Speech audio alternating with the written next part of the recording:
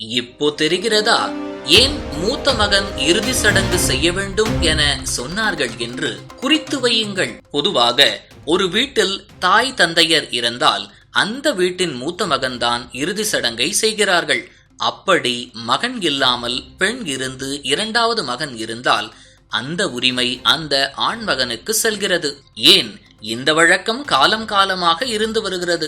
ஆண் பெண் என்ற பாகுபாடு இந்த விஷயத்தில் ஏன் வருகிறது போன்ற பல்வேறு கேள்விகளுக்கு முன்னோர்கள் பல காரணங்களையும் கூறினாலும் எதிலோ ஆண் பெண் சமம் என கூறும் நாம் இந்த விஷயத்தில் மட்டும் ஆண்களை முன்னிறுத்துகிறோம். இந்த சம்பிரதாயத்திற்கு கூறப்படும் காரணங்கள் நம்மை ஆச்சரியத்தின் உச்சிக்கு அழைத்து செல்கிறது. இந்து, கிறிஸ்தவர், இஸ்லாமியர்கள் என மதங்கள் இருந்த போதிலும் இந்து மதத்தில் இருக்கும் இறுதி சடங்குகளில் பல விதிகளை கடைபிடித்து வருகின்றனர். இந்து மதத்தில் இறுதி சடங்குகள் தொடர்பான பல விதிகள் உள்ளன.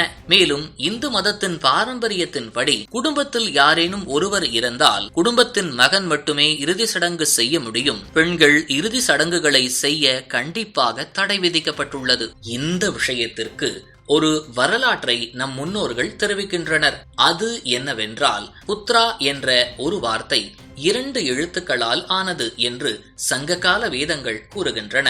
பூ என்றால் நரகம் மற்றும் த்ரா என்றால் வாழ்க்கை என பொருள்படும். புத்திரன் என்பதன் பொருள் என்னவென்றால் ஒருவனை நரகத்திலிருந்து விடுவிப்பவன் என்பதாகும். ஒரு வீட்டின் தந்தையையோ அல்லது தாயையோ நரகத்திலிருந்து உயர்ந்த இடத்திற்கு அழைத்து செல்பவன் என சுருக்கமாக சொல்லலாம். ஒரு மகனை பெற்றெடுத்த பிள்ளை வளர்ந்து ஒரு இடத்திற்கு வரும் வரை தாங்கி நிற்பார்கள். அந்த பெற்றோருக்கு நாம் செய்யும் கைமாறை தான் அந்த மகன் செய்கிறான். இதற்காகத்தான் புத்திரன் என்றால் மகன், புத்ரி என்றால் மகள்.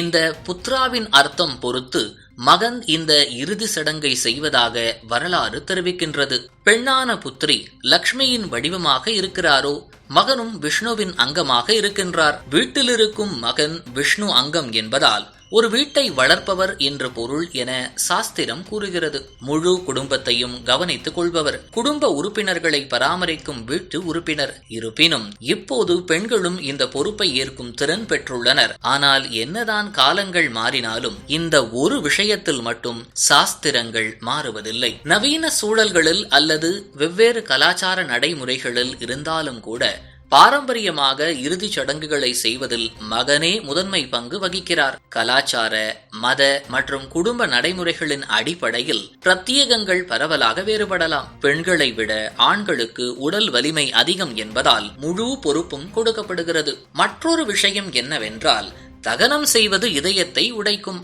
உணர்ச்சிகரமான ஒரு விஷயமாகும். மகள் கண்முன் அன்பானவர்கள் சாம்பலாவதை பார்க்கும்போது நிச்சயம் அந்த மகளின் மனது உடைந்து போகும். ஆண்களை விட அன்பான பாசத்தை கட்டுப்படுத்த முடியாதவள் பெண். ஆண்கள் அனைத்து வகையிலும் வலிமை கொண்டவர்கள். இந்த ஒரு காரணத்திற்காகவும் மகளை இறுதி சடங்கு செய்வதற்கு இந்து விதியில் இடமில்லை என்கிறார்கள். இறுதி சடங்கின் போது பல சம்பிரதாயங்கள் கடைபிடிக்க வேண்டிய சமயங்கள் வரும். அதனை ஒரு மகனால் மட்டுமே தாங்கிக் கொண்டு செய்ய முடியும். பெண் என்பவள் அந்த அளவுக்கு இந்த விஷயங்களில் சரியாக இருக்காது. இது போன்ற பல்வேறு காரணங்களால் தான் ஆண் மகனையே இறுதி சடங்குகள் செய்யும் முறை வழி வழியாக வந்தது என கூறுகிறது இந்து சாஸ்திரம்.